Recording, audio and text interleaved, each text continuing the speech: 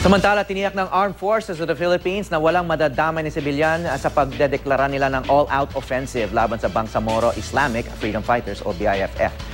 Hindi nilinaw ng AFP ang pagkakaiba ng all-out offensive sa all-out war na dating idineklara ng Administrasyong Estrada kontra sa MILF. Sa panayam ng GMA News Online, hinamon ng BIFF ang militar na umaksyon na dahil handa sila sa anumang pag-atake.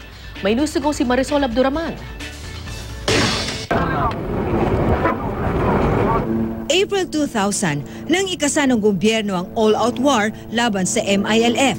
Gerang hindi naman nagpahinto sa mga gulo sa Mindanao, pero kumitil sa halos 500 at sumugat sa halos 500 ding tao. Mahigit 1 milyong tao naman ang naapektuhan. Ngayon, all-out offensive naman ang ipinag-utos ni AFP Chief of Staff General Gregorio Pio Katapang Jr. laban naman sa Bangsamoro Islamic Freedom Fighters o BIFF. Hindi malinaw ang pinagkaiba nito sa all-out war, pero pagtitiyak ng AFP kung noong 2000 maraming sibilyan ang naapektuhan, sa opensibang ito wala raw sibilyang madadamay. Pagprotekta nga raw sa mga sibilyan ang opensiba, lalo't sila ang natarget ng pag-atake ng BIFF kamakailan. Pamamaril sa mga sibilyan doon sa lugar na nagresulta naman ito sa paglikas ng humigit kumulang sa 25,000 katao at sila ay kasalukuyan na naninirahan sa temporary shelters. Pero totoo rin kapag hinabol ng putok ang BIFF, tulad ng ginawa ng MILF nito ring mga nakaraang araw, naiipit pa rin ang mga residente kaya kinailangang ilikas. Malaki-laki pa naman ang area na tututukan ng all-out offensive at sasakupin ang Maguindanao at Cotabato. Kabilang din kasi sa misyon ng opensiba ang pagtugis kay Basit Usman na kinakanlong umano ng grupo.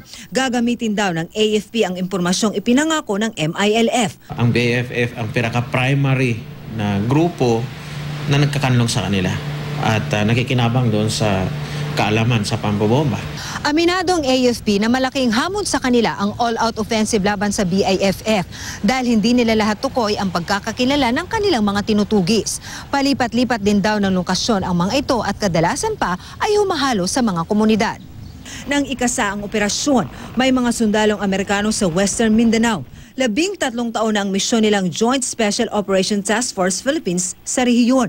Pero opisyal lang winakasan ang misyon nila. Bagamat itinanggi ng Amerika na may kinalaman sila sa Oplan Exodus, bahagi raw ng gawain nila ang pagbibigay ng intelligence data at iba pang impormasyon para makatulong sa mga operasyon ng AFP. It's been a great partnership with Western Mindanao Command. It's been an honor to lead our soldiers and to work with the soldiers and the policemen of the Philippines. Hindi naman siya ganun kalaking kawalan dahil our units, soldiers and units can carry out their mission effectively.